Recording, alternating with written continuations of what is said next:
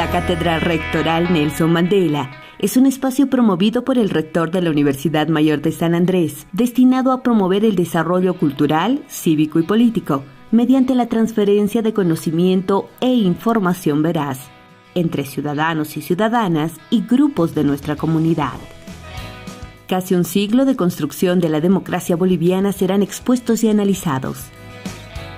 El diálogo, la colaboración, la convivencia pacífica, el reconocimiento respetuoso del otro, el entendimiento y la reconciliación son los principios que guían la cátedra.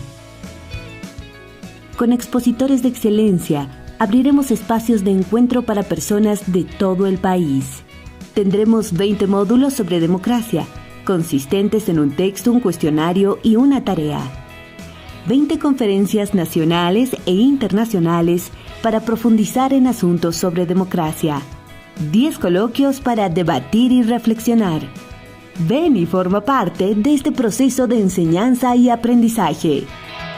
Del 10 de febrero al 30 de noviembre de 2022. Inscríbete escaneando el código QR.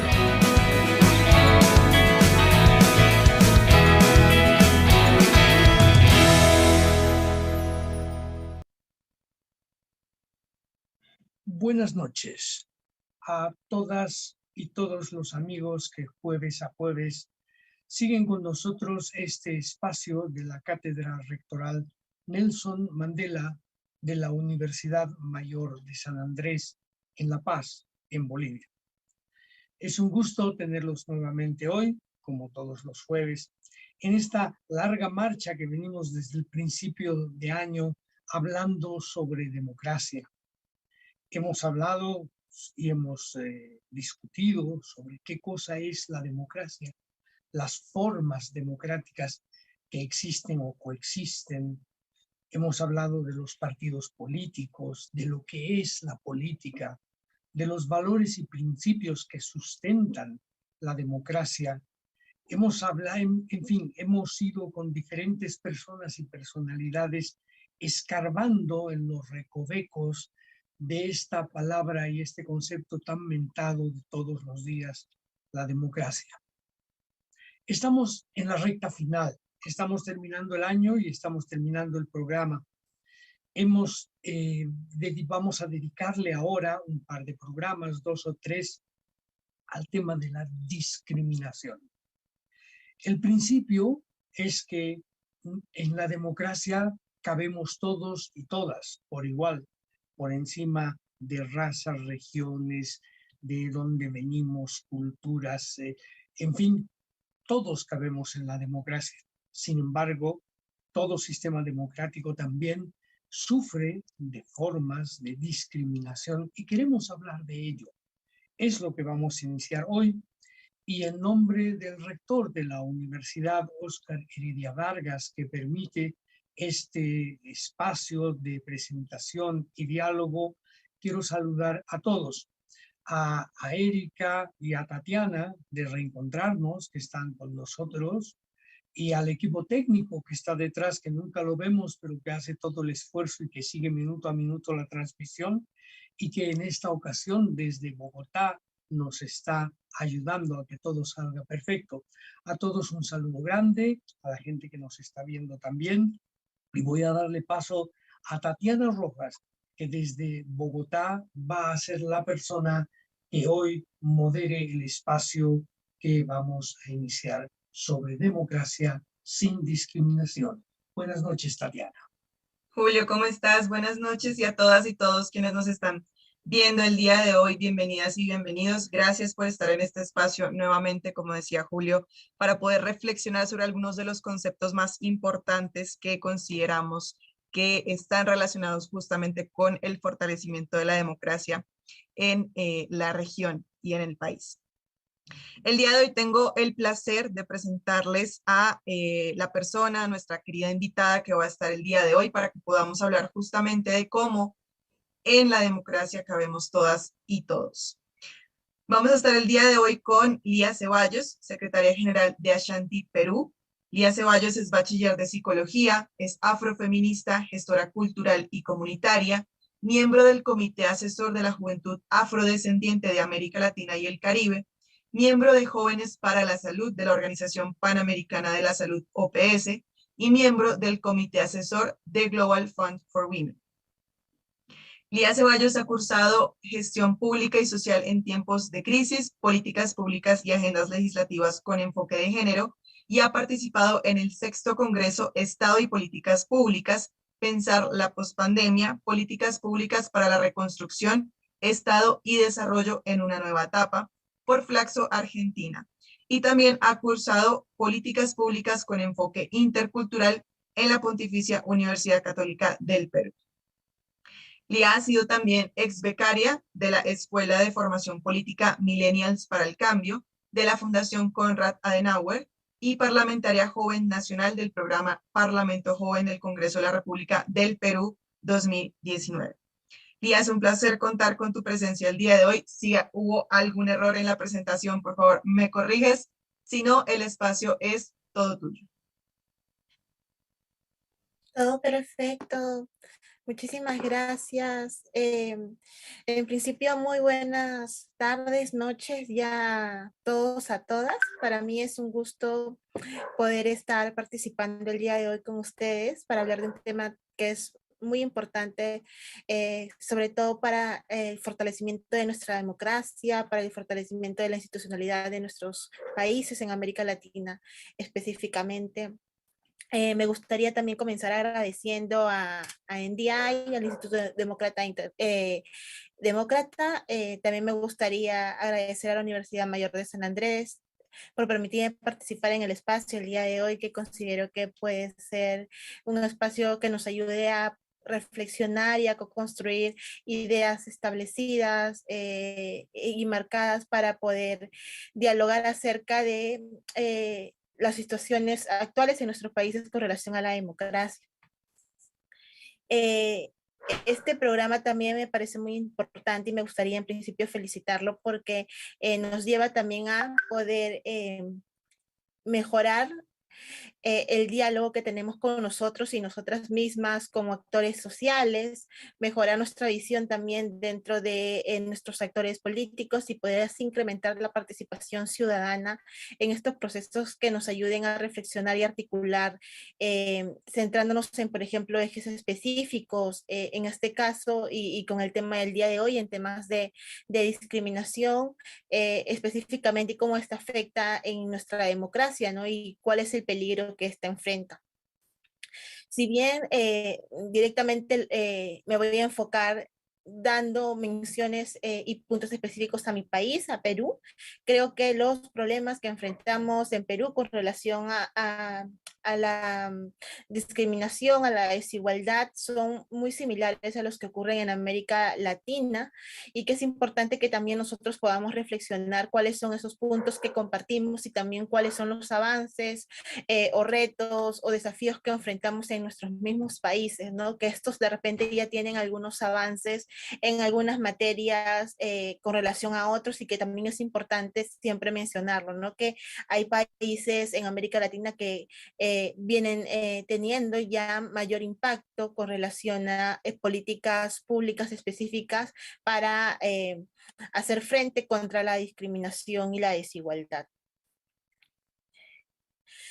Algo que sí es importante y que sí me gustaría recalcar, que consideramos que la democracia siempre va a ser el mejor camino para construir y para desarrollarnos como sociedad, y eso lo ha demostrado la historia.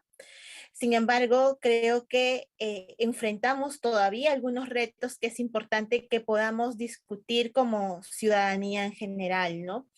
Y que es importante que no solo sea una responsabilidad del Estado, sino que esta sea compartida y dialogada desde las organizaciones, desde la ciudadanía en general, y que podamos construir en principio esa idea sólida de lo que queremos como democracias en nuestros países.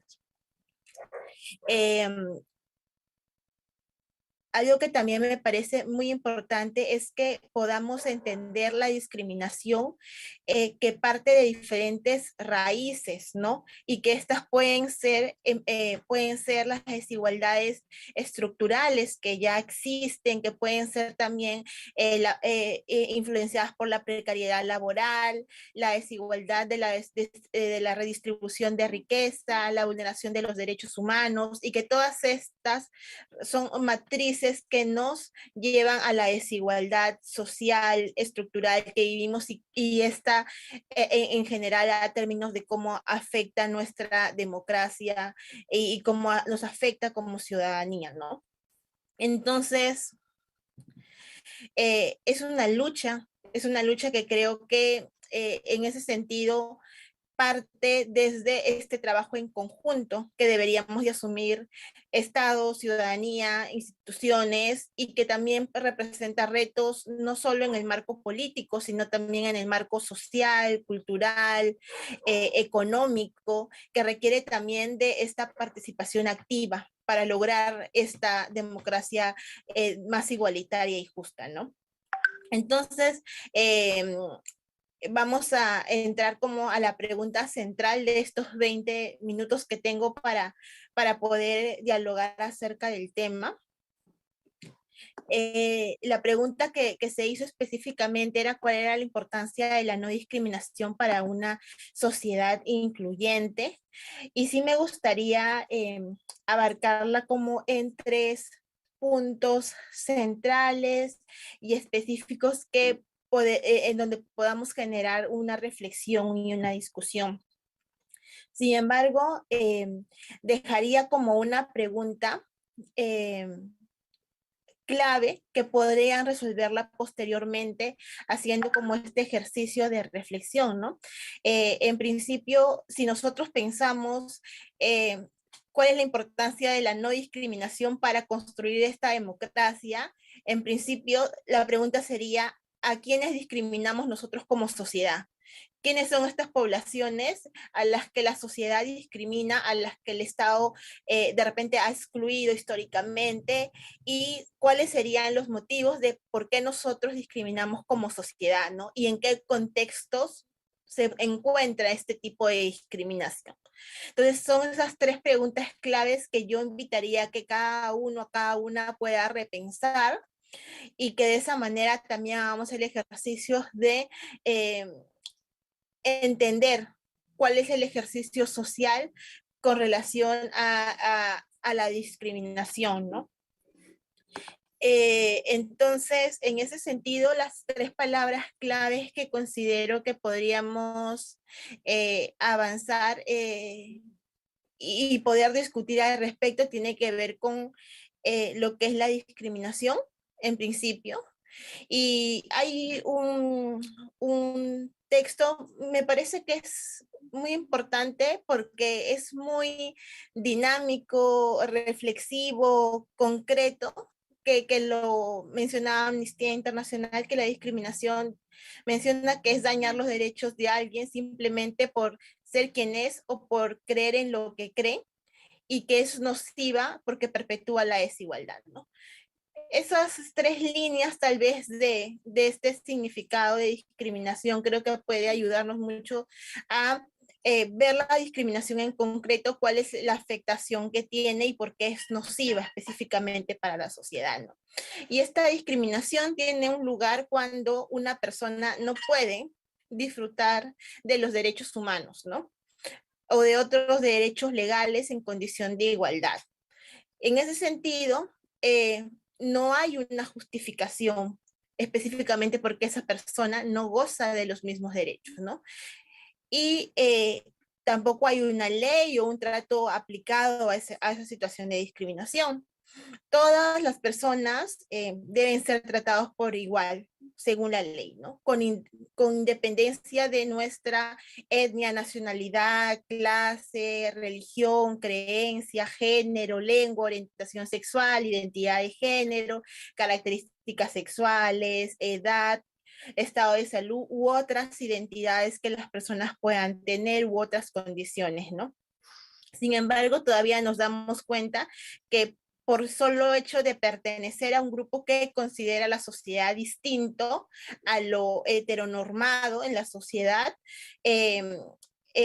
o diferente a las personas que tienen privilegios de poder económico, social, político, etcétera, siguen siendo aún históricamente relegadas, ¿no? En ese sentido, la segunda palabra que me gustaría igual traer en temas de término es el tema de inclusión.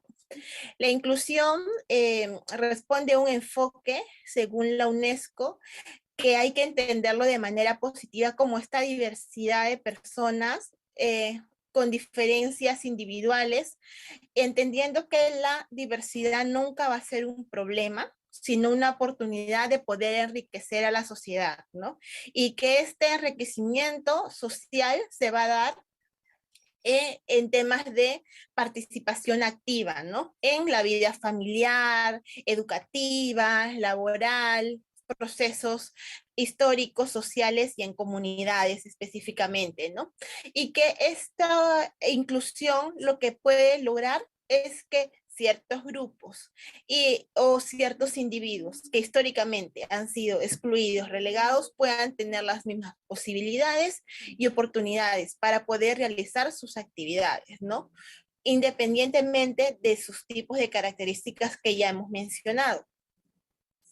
Entonces, lo que a mí me parece interesante de aquí es que la ciudadanía necesita entender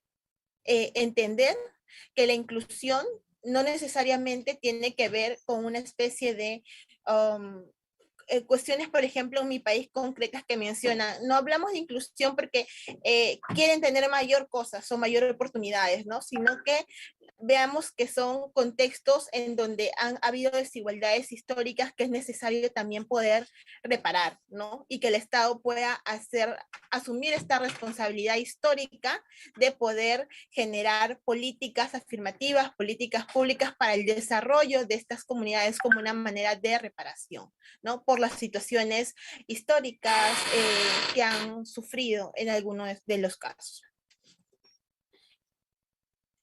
También me es importante entonces con estos dos conceptos básicos poder construir la de democracia incluyente, ¿no? En ese sentido, la democracia como este modelo que queremos poner aquí en debate, en reflexión, no puede apartarse de la búsqueda de la garantía y el reconocimiento de los derechos de la persona, ¿no? En general, la democracia como tal, ¿no? Y la democracia incluyente, además de no apartarse de esa búsqueda de reconocimiento y de garantía, lo que también pretende es establecer condiciones para que exista una mayor participación de todas las y los ciudadanos, consecuentemente de una igualdad de hecho y de derecho para que las personas de una sociedad puedan aportar y enriquecer ese desarrollo social de una manera participativa donde todos y todas aporten, ¿no? Entonces, podemos afirmar así de esa manera que este modelo lo que pretende es generar prácticas y actividades para reducir estas desigualdades que existen, donde todos y todas puedan participar de una manera efectiva. Entonces, es importante aquí mencionar que creemos, y en particular creo que hay 3 elementos que pueden funcionar muchísimo para poder hablar de una democracia incluyente. Uno son un elemento político, en donde hay una necesidad todavía de mejorar las representaciones políticas en muchos de los países de América Latina y que éstas tengan representatividad y trabajen específicamente por el desarrollo de las y los pueblos o comunidades a las que representan. Posteriormente, este incremento a mejorar los mecanismos de participación para las poblaciones históricamente vulneradas, específicamente mujeres, algo que ya se ha venido avanzando en América Latina, por ejemplo, es el tema de la paridad, ¿no? Que va específicamente mejorando el desarrollo de la participación de política de las mujeres y que ese es el elemento político que nos ayuda a construir estas democracias incluyentes. Otro punto que creo que es fundamental y que también sería un gran desafío que sigue enfrentando nuestra democracia, que tiene que ver con con el tema de la de anticorrupción, ¿no? Mejorar las situaciones de corrupción que existen en nuestro país, que es parte del elemento político para mejorar esta democracia. Y por supuesto, algo que también se ha venido avanzando tiene que ver con las políticas públicas desagregadas específicamente para mejorar las situaciones de vida de poblaciones que han sido históricamente vulneradas, ¿no? Entonces, esos son como algunos puntos específicos que se aborda dentro de un elemento político y que va a partir también de ver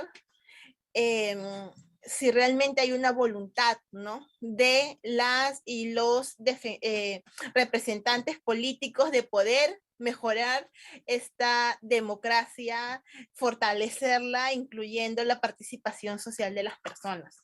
Entonces, eso es como el primer punto. Un segundo punto como elementos para mejorar la democracia es el tema económico, ¿no? Porque sabemos que una de las grandes brechas de desigualdad que tenemos para nuestros países tienen que ver específicamente con la desigualdad económica que todavía sigue existiendo, ¿no? Entonces, algunas de las propuestas que creo que se consideran en este elemento económico tienen que ver con la creación de sistemas fiscales justos para mejorar las situaciones económicas de nuestros países y esta desigualdad que existe.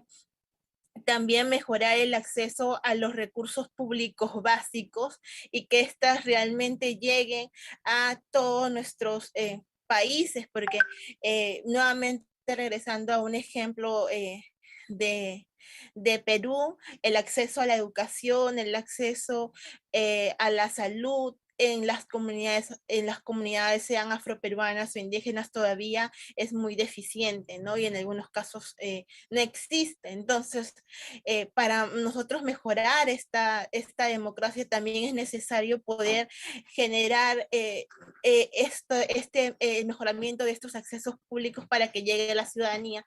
Y por último, reducir las brechas salariales que todavía es algo que en muchos de los países de América Latina tenemos como pendientes.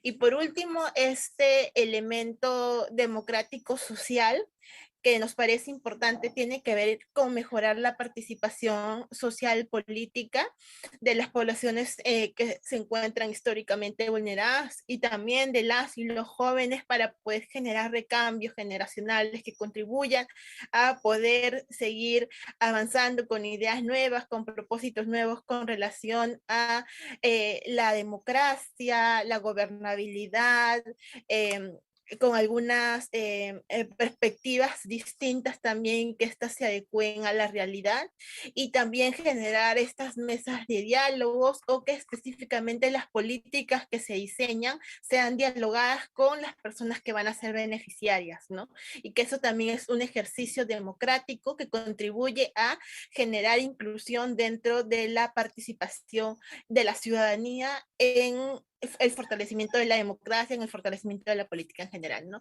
Y creo que con estos tres elementos podríamos afirmar que vamos a poder tener democracias incluyentes para permitir esta mayor y mejor participación de las personas como un principio de igualdad y también de no discriminación, ¿no? Entonces, por eso consideramos que la importancia de la no discriminación dentro de las democracias van a ayudar a fortalecer el sistema democrático, a mejorar la estabilidad política, al reconocimiento de los derechos humanos para una vida digna y para una vida libre de violencias, para la reducción de las brechas de desigualdad y los problemas que enfrentan las poblaciones en situación de vulnerabilidad y para el desarrollo de sociedades más sólidas y más fortalecidas, ¿no? Entonces es como la idea que traigo en estos 20 minutos, que creo que he llegado al tiempo justo para poder seguir dialogando al respecto, y con eso muchísimas gracias por haber dialogado con relación a estas diapositivas que tenemos.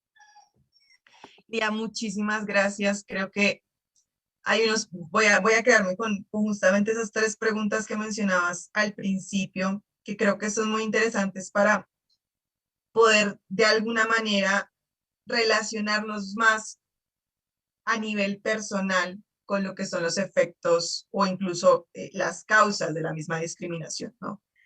Pensar y reflexionar respecto a lo que decías justamente, a quiénes estamos discriminando como sociedad, por qué y en qué contextos, creo que es fundamental, porque incluso a veces dentro de nuestra educación, dentro de nuestra cultura, tenemos tan interiorizadas ciertos elementos de discriminación que no nos damos cuenta que incluso cuando estamos en momentos en los que defendemos o promovemos la no discriminación, no nos damos cuenta que incluso internamente tenemos algunos elementos justamente de discriminación que estamos incluso replicando como ciudadanas y como ciudadanos. Con esas, digamos, no sé si pudiéramos ahondar un poco en esa reflexión y adicionalmente irnos hacia de qué manera la discriminación termina alejando a las personas de espacios justamente de participación. Cómo ciertas acciones terminan haciendo que, digamos, ciertos grupos de la sociedad terminen prefiriendo estar lejos de los espacios de toma de decisión justamente para no enfrentarse a ciertas acciones de discriminación. No, a mí me gustaría entrar a caballo de esta reflexión utilizando las palabras que Lía ha puesto desde un principio. Yo veo que nuestro continente y en términos de las políticas, desde la llegada de lo que se vino a llamar la tercera ola de la democracia en el mundo, estamos hablando de los años 80, cuando el final de las dictaduras militares en América del Sur, sobre todo, empezó a tomar cuerpo una clara idea de luchar contra la discriminación, dejar de lado, fuera del poder, fuera de la capacidad de decidir y de participar en las decisiones de grupos importantes de la sociedad. Y tengo la impresión de que la idea de políticas favorables a la participación, en principio, de las mujeres, siguiendo de los pueblos indígenas en el continente, de las y los jóvenes que se mantenían en este poder público que era normalmente de hombres, de viejos, de blancos, castellano hablantes, que hace 40 años formaban parte de las élites cerradas que gobernaban nuestros países. Esto ha ido lentamente cambiando y es interesante ver cómo nuestras sociedades y la propia política ha ido integrando en su reflexión la necesidad de luchar contra este tipo de discriminación y, como decía Lía, generar políticas de discriminación positiva que compensen años de marginalidad de estos grupos. Pero también, y con esto termino la reflexión, hay otras corrientes que subterráneamente van en contra de esta tendencia.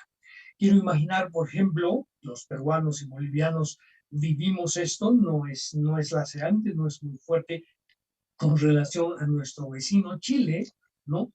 Donde tendencias contrarias a la migración, en un país que ha tenido éxitos económicos y por lo tanto es más atractivo que los nuestros. Hay más peruanos y bolivianos que se van a Chile que chilenos que se vienen a Bolivia o al Perú, ¿no?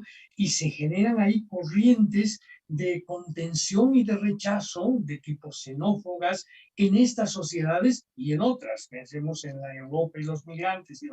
Estas son tendencias contrapuestas que están haciendo unas a favor y otras en contra de la mentalidad cada vez más democrática que comprende y entiende la no discriminación como una política central de las democracias. Gracias y perdón por haberme extendido tanto.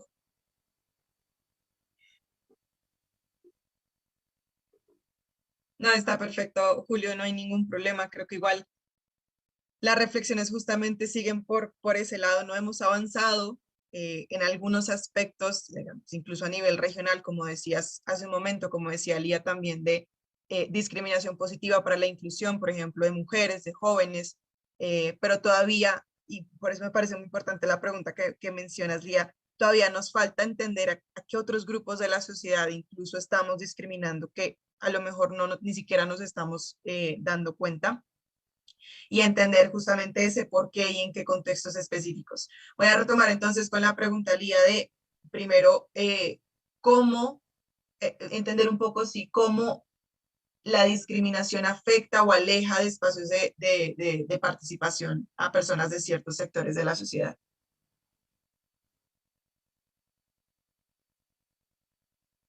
Sí, genial. Algo que se me venía a la mente cuando dialogábamos acerca de lo que comenté en un principio y que estaba intentando traer, era una encuesta que salió en el 2018 realizada por el Ministerio de Cultura aquí en Perú, que dio de resultados que el 53% de las peruanas consideran que nuestro país es un país racista, pero solo el 8% se percibe a sí mismo como una persona racista o muy racista o que haya discriminado, ¿no?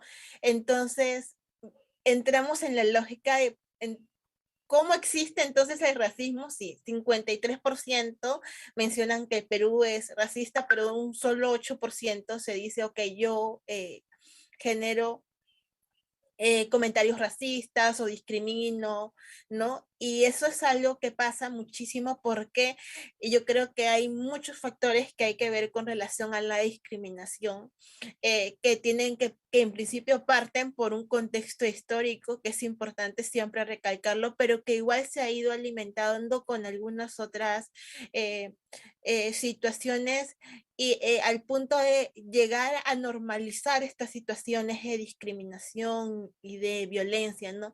Porque estas se han perpetuado en algunos espacios políticos, en algunos espacios de medios de comunicación, y es importante hablar de específicamente un tema clave que consideramos fundamental en este proceso, que es la representatividad, ¿no? ¿Cuál ha sido la representatividad que han tenido las poblaciones en situación de vulnerabilidad a lo largo de la historia? ¿En qué espacios han estado? ¿No? ¿Cómo ha sido su relación social? ¿No? En qué específicamente espacios de la sociedad siempre han estado.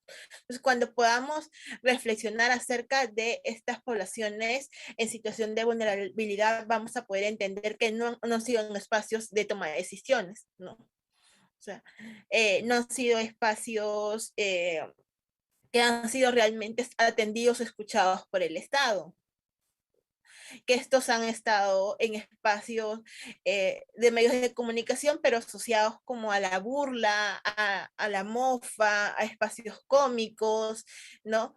Que hay una brecha de desigualdad económica que afecta su desarrollo, que en los lugares donde ellos se han acentuado, todavía hay muchas brechas con relación al acceso a la educación, salud, etcétera, para el desarrollo individual, colectivo, familiar, comunitario.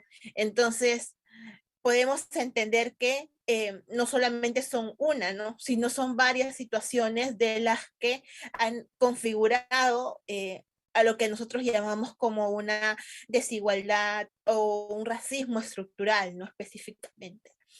Y que estas son barreras distintas, barreras muy fuertes de romper, pero al mismo tiempo son barreras invisibles que la sociedad no percibe que existe, ¿no? Porque cuando preguntamos socialmente a una persona qué entiende por discriminación o qué entiende por racismo, directamente hace relación, por ejemplo, a la injuria racista, a las burlas racistas, pero no hace mención el racismo estructural existe porque en las comunidades de los pueblos originarios no hay acceso, ¿no?, a la educación, o no hay acceso a la salud integral, o no hay personal de atención para cubrir las atenciones con un tema tan básico que son derechos humanos. No todas las personas tenemos derecho a la educación, todas las personas tenemos derecho a la salud, pero no todas las personas gozan de eso, y es ahí donde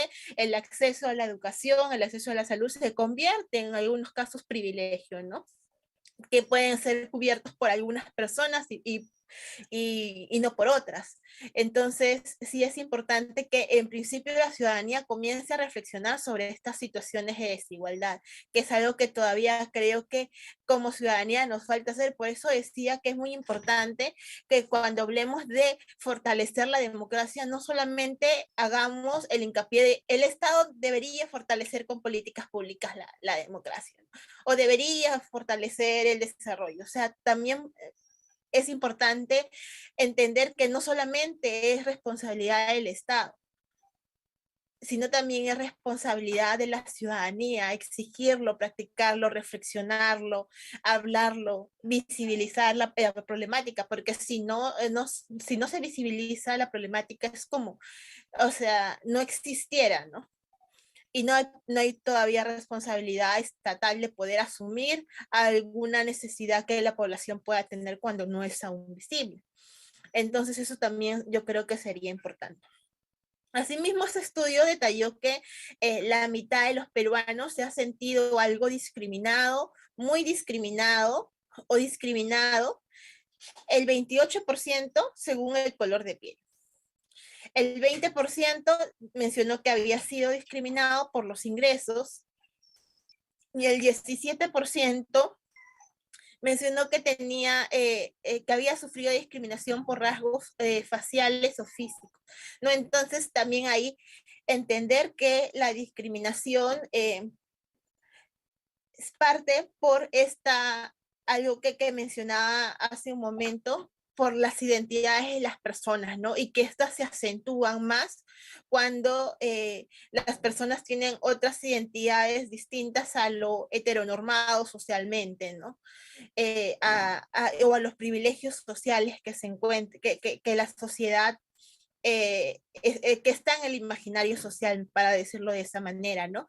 Y sobre esa misma pregunta mencionaron sobre qué establecimientos se habían sentido discriminados que son públicos, ¿no? Y el 22% había mencionado que sintió esa discriminación en hospitales públicos o en postas, en comisarías y en municipalidades, que son específicamente situaciones que el Estado debería de garantizar. Y ahí volvemos, ¿no? Con estos tres ejes que comentábamos, y uno de esos ejes era el eje político, ¿no? Entonces también habría que hacer énfasis en si el Estado está asumiendo esto como una responsabilidad estatal, ¿no? Para hacer frente a estas situaciones de discriminación o violencia estructural, histórica que han vivido, si está haciendo algo para reparar esas situaciones también, ¿no? Porque directamente las personas se han sentido discriminadas en los establecimientos que son parte del Estado, ¿no? Que son tan esenciales como el hospital, por ejemplo, ¿no? El hospital es el lugar donde tendría una persona que atenderse para de repente hasta salvar su vida, ¿no? Y es un lugar donde las personas sienten que hay mucha discriminación, ¿no? Igual la policía, ¿no? Y ahí vamos a ver sobre las situaciones de violencia policial, entre otras que surgen a veces solo por tener rasgos específicos o rasgos fenotípicos dirigidos a personas indígenas o afrodescendientes que los detienen hasta injustamente, ¿no? O hacen todo un trámite, o la sociedad los acusa de han sido personas relacionadas a la delincuencia y entre otras situaciones sociales, ¿no?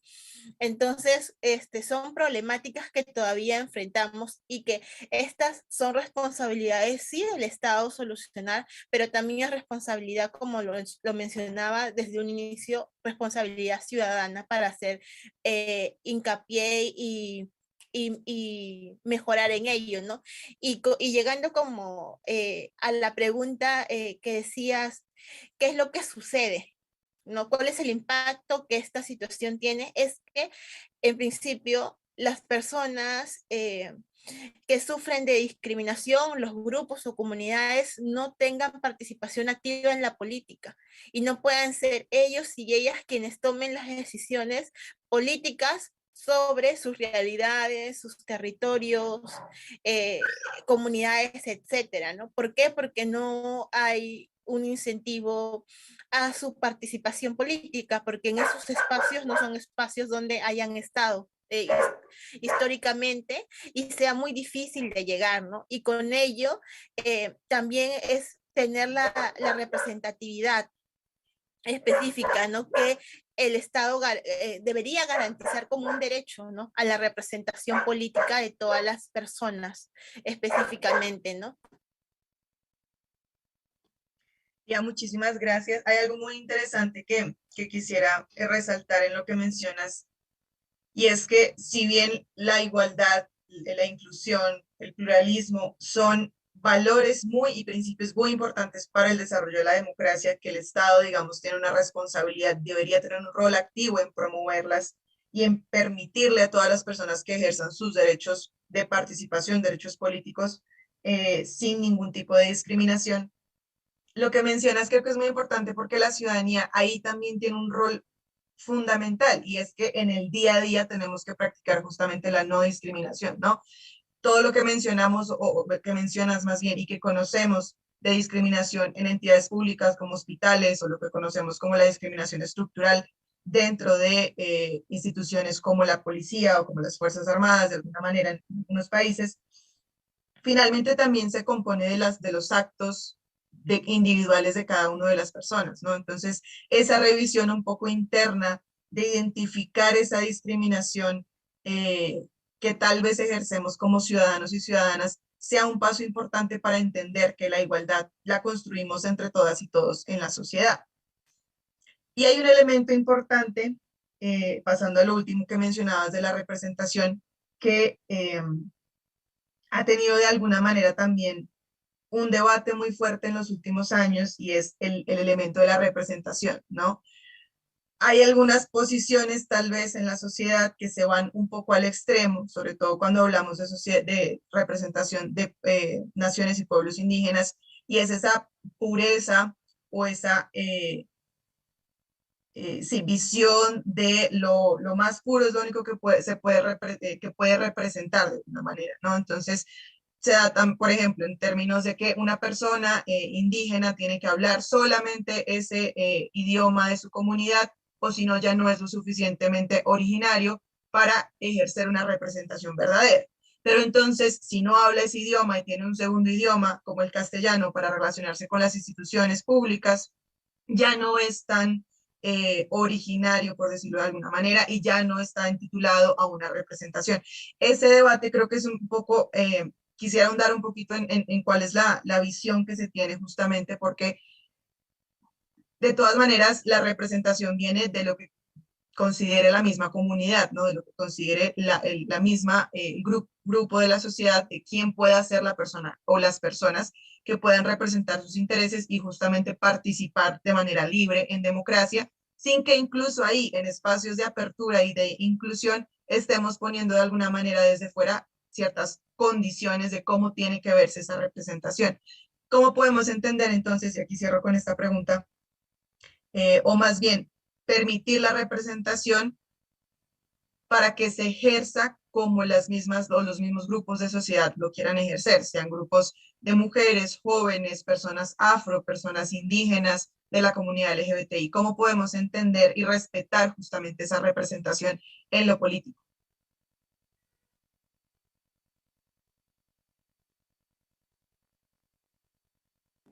Gracias igual por la pregunta, que igual considero que es otro tema de debate muchísimo más abierto y que nos podría tomar un montón de tiempo, pero para tratar de sintetizarlo, yo creo que también es importante entender que existen diversas formas de representación y que es importante que también lo tengamos en cuenta, ¿no? Yo considero que hay algunas representaciones que son simbólicas y hay otras representaciones que son igual sustantivas, ¿no?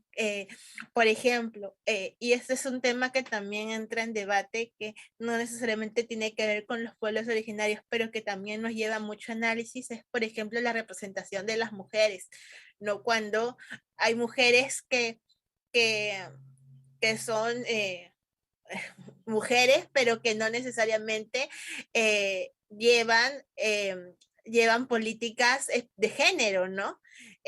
O legislan, por ejemplo, para el desarrollo reproductivo de las mujeres, para la libertad, la autonomía de los cuerpos. Entonces es como la representación está, ¿no? Y te dicen, ahí están. Pero sí es importante también analizar que existen diferentes tipos de representaciones, que algunas son las simbólicas y otras que son las sustantivas, ¿no? Las que llegan con conciencia de sus identidades, por ejemplo, y que generan defensa y representación con relación a estas, ¿no? Por ejemplo, mujeres con enfoque de género que contribuyen a reducir las desigualdades estructurales que tienen las mujeres, o por ejemplo, representatividad en los pueblos originarios, con un análisis preciso y conciso de cuál sería el mejor camino para seguir avanzando en el desarrollo de los pueblos o de las comunidades, y lo mismo ocurre con la población afroperuana, por ejemplo, ¿no?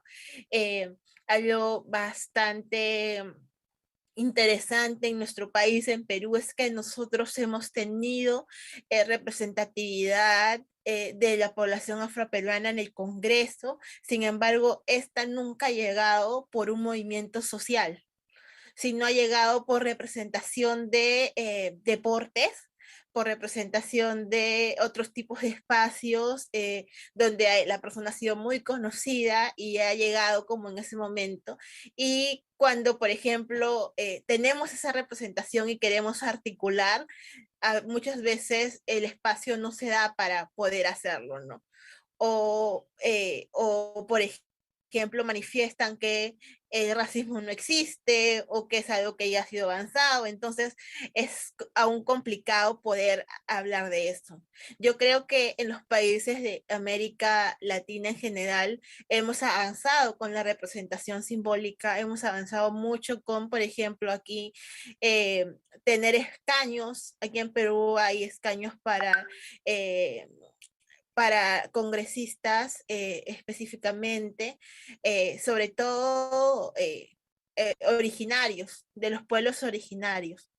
Entonces, en otros países yo también sé que hay ya escaños que han avanzado, incluyendo Bolivia ha avanzado en eso. Entonces hay una representación simbólica de muchos de los países que se ha ido avanzando, ¿no? Que parte por dar espacios de representación. Sin embargo, yo creo que todavía tenemos un gran desafío y un gran análisis que hacer con relación a la representatividad sustantiva, ¿no?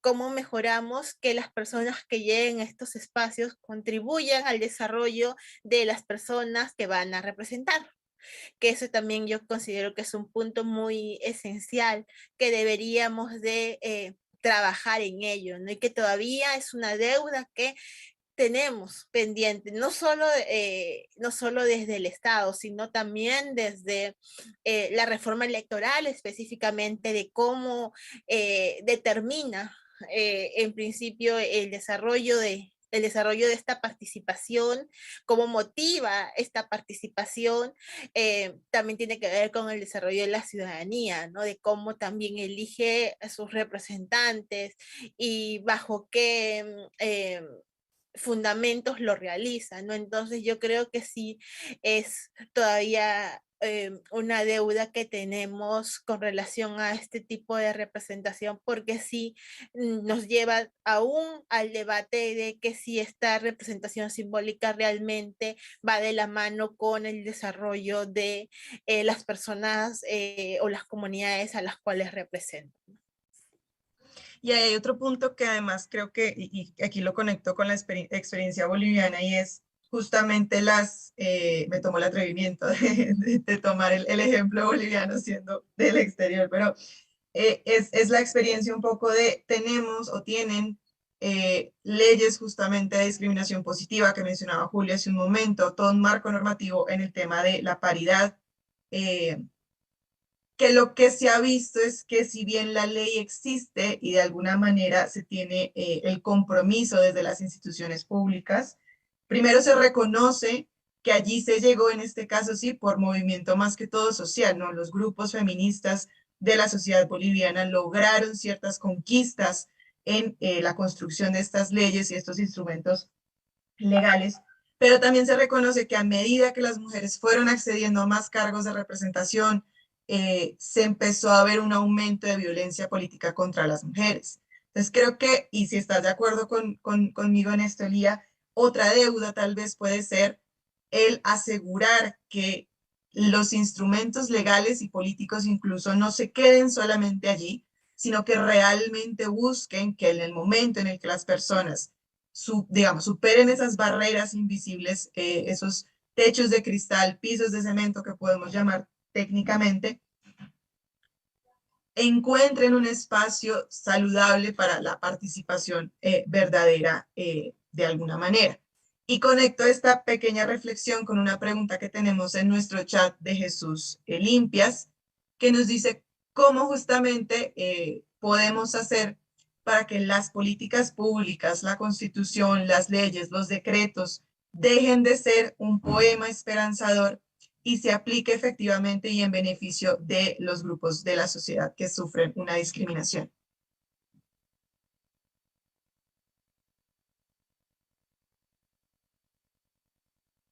Mi micrófono, ya.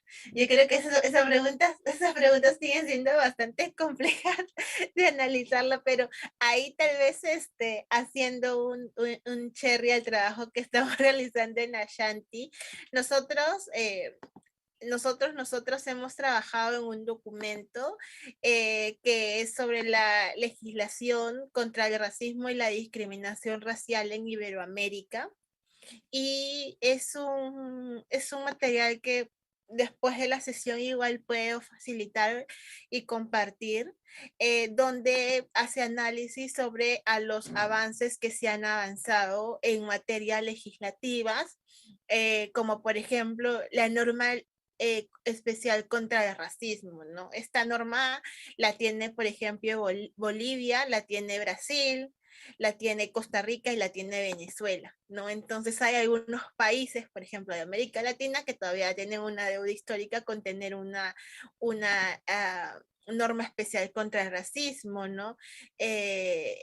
Por ejemplo, la destrucción de materiales discriminadores es algo que solo España y Brasil hasta el momento han realizado, material educativo y eso, ¿no? O sea, que ya no se reproduzcan más hacia después, pero todavía seguimos viendo estos tipos de materiales, a veces llenos de estereotipos o de prejuicios circulando dentro del Estado con normalidad. Entonces sí es importante que de repente puedan leer ahí y con eso analizar también sobre cómo se han ido avanzando en otros países de América Latina, y también importante ver qué faltaría o de repente qué se ha hecho en sus países que todavía no se conocen, ¿no? Porque acá hay dos puntos importantes con lo que tú mencionas. Yo creo que cuando, al ser la discriminación algo tan estructural, y que algo que se ha traído tan históricamente,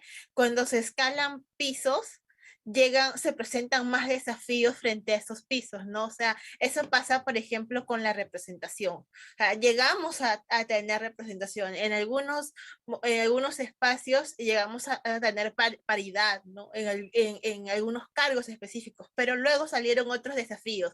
Si esta representación de verdad cumple con lo que se ha mencionado y otros dilemas específicos, ¿no?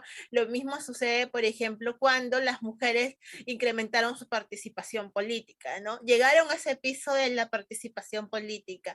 Luego vino el acoso político, las situaciones de violencia política que sufren las mujeres. Entonces, ya como se presentan más desafíos porque la sociedad desde sus inicios no estuvo pensada para el ejercicio político, para darle igualdad y oportunidades a hombres, mujeres, poblaciones en situación de vulnerabilidad de la misma manera, ¿no?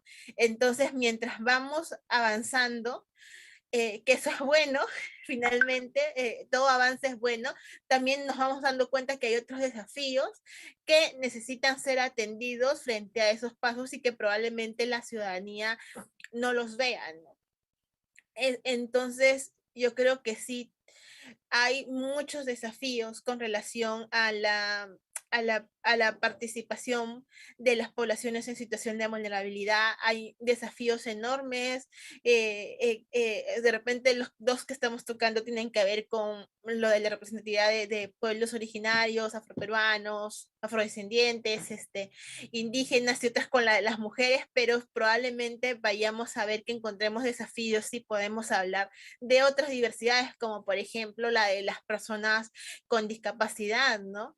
Que, por ejemplo, el Estado invisibiliza rotundamente, incluso, o sea, las calles, los lugares, ni siquiera están pensados para su libre tránsito, ¿no? Cuando debería las personas tener libertad de tránsito en todos los territorios, ¿no? Entonces, no están pensadas para las personas con discapacidad, no está, la situación laboral no está pensada para las personas con discapacidad, la situación, la educación no está pensada para personas con discapacidad, entonces ahí todavía hay como muchísimos pisos que todavía faltan escalar con relación a ello, y ni siquiera, o sea, estamos hablando de algo tan básico como atención a sus derechos, no estamos hablando aún de la autonomía, de la libertad, de otros temas que son también importantes y necesarios, que ni siquiera hay como algunos avances mínimos, ¿no?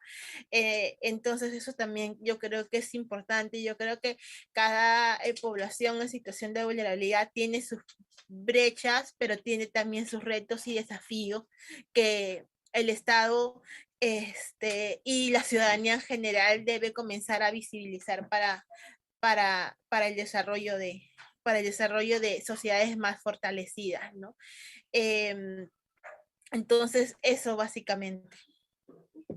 Gracias, Lía. Y antes de que cerremos nuestro espacio muy corto, quisiera que terminemos con qué estrategias o qué acciones en el día a día como ciudadanas y ciudadanos, para todas las personas que nos están viendo y que nos van a estar viendo luego, qué estrategias, qué acciones en el día a día podemos ejercer como ciudadanas y ciudadanos para justamente aportar a esa reducción de desigualdades que luego lo que hace es fortalecer esa democracia incluyente.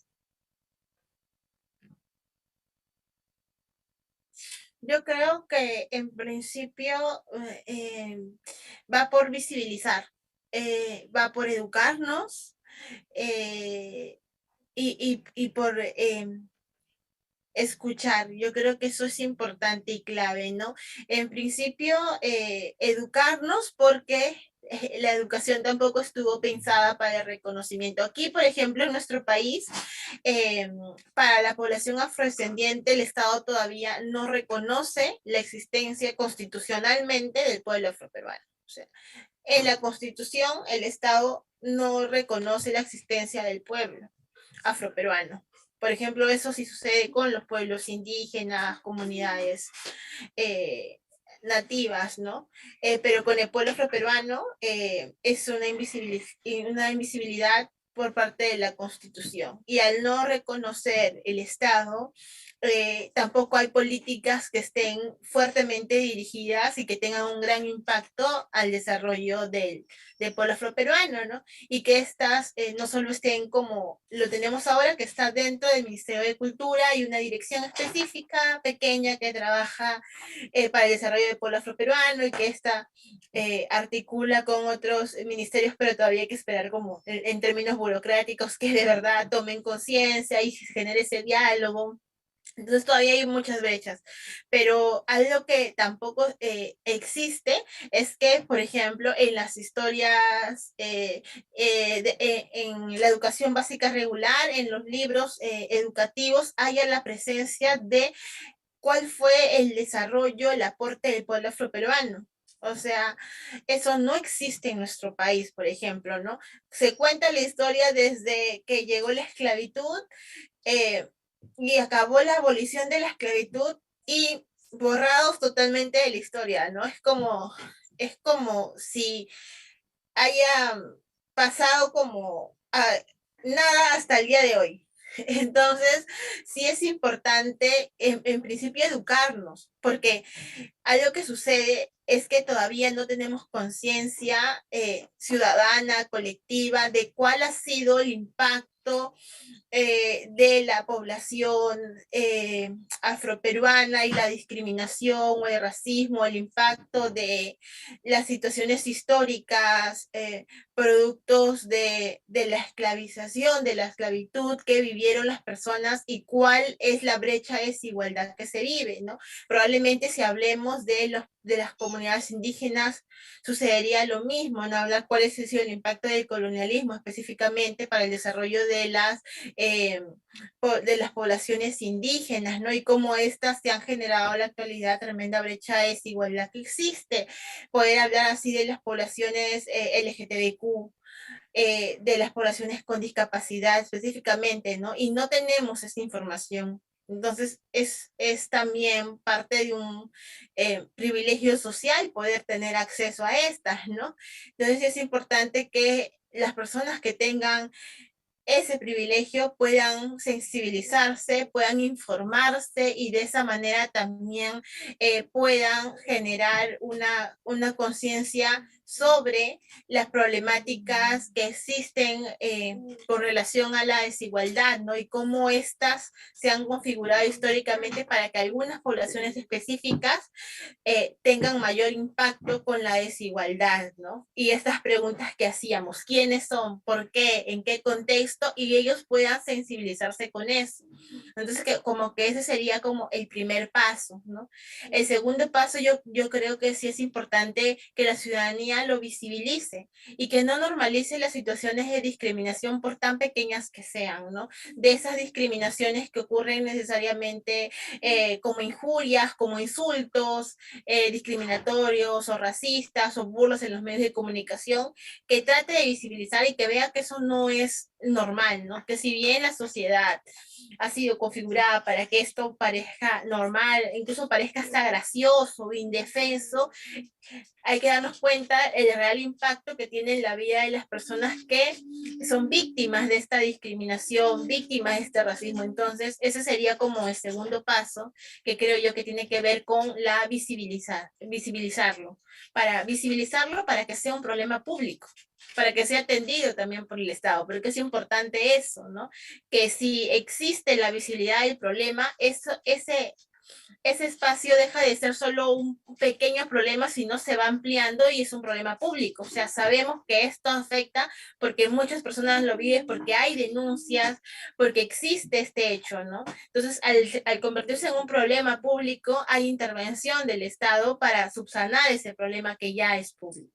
Entonces, por eso es importante darle visibilidad. Entonces, ese es el segundo paso. Y el tercer paso es escuchar directamente. Yo creo que hay todavía en la sociedad hay personas que tienen mucho privilegio, que tienen poder específicamente político, económico, pero que niegan las demás violencias porque no las atraviesa. Y dicen, no, esto no existe, ¿no?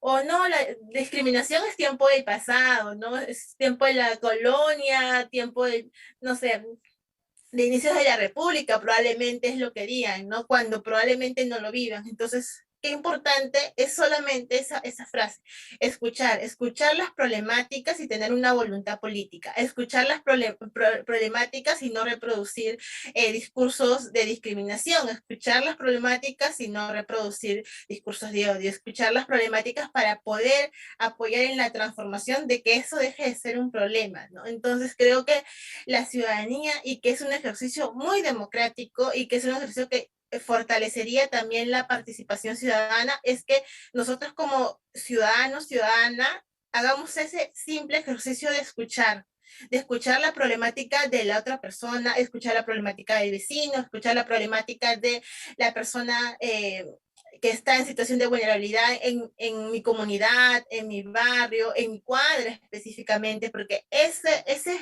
escuchar ya está siendo un ejercicio democrático, ¿no? De ponerme a hacer un ejercicio de ver qué situación de derecho le afecta y cómo esto puede transformarse en que esto no le afecte y sea igualitario tanto para él como para mí, ¿no? Y que podamos vivir una vida libre de violencias, tanto yo como tanto él o ella. Entonces, eso es importante. Yo creo que hay un gran trabajo que también depende de la ciudadanía en el hecho solo de poder generar mayor contención con las y los ciudadanos, porque creo que es uno de los valores que hemos perdido también como sociedad, ¿no? Y que es importante que podamos generar estas reflexiones para poder educarnos nuevamente y poder articularnos y poder construir una sociedad donde el Estado tenga la representatividad, pero que sean las y los ciudadanos quienes acompañen, quienes vigilen, quienes sensibilicen,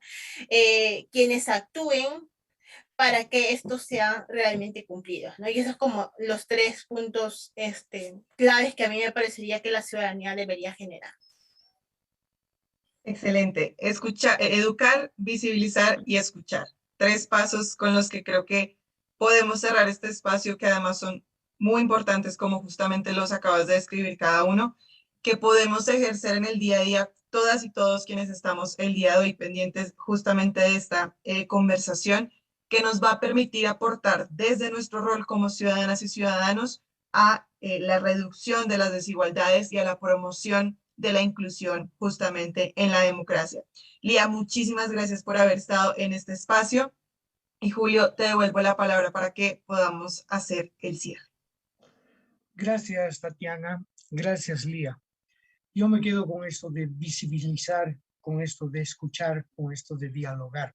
Son justamente las consignas que tiene la Cátedra Nelson Mandela del Rectorado de la Universidad Mayor de San Andrés. Si ustedes miran nuestro logo, dice escucha, diálogo y reconciliación. Por eso, si es que con estos espacios podemos aportar en esa dirección, la intervención de nuestra invitada hoy, de Lía desde Lima, Perú, ha sido y será muy importante en el repositorio de material que tenemos para la formación y la discusión sobre temas democráticos. Gracias, Lía Ceballos, un gusto conocerte.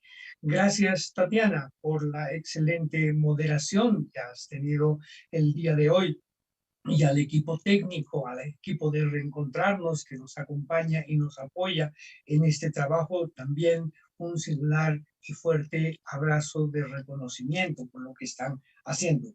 En nombre del rector Óscar Heredia Vargas, quiero terminar entonces de saludar a quienes han tenido la paciencia, sí, porque son escuchas largas a las cuales en Internet ya no estamos acostumbrados, ¿no? De seguirnos y que vayan a conectarse de nuevo. Un fuerte saludo. Será hasta el próximo jueves, donde volvamos esta vez ya no con una presentación, sino con un diálogo entre varios hablando del mismo tema, ¿no? La discriminación en la democracia, democracia sin discriminación. Un gusto a todos, un saludo, un fuerte abrazo. Hasta el próximo jueves. Buenas noches.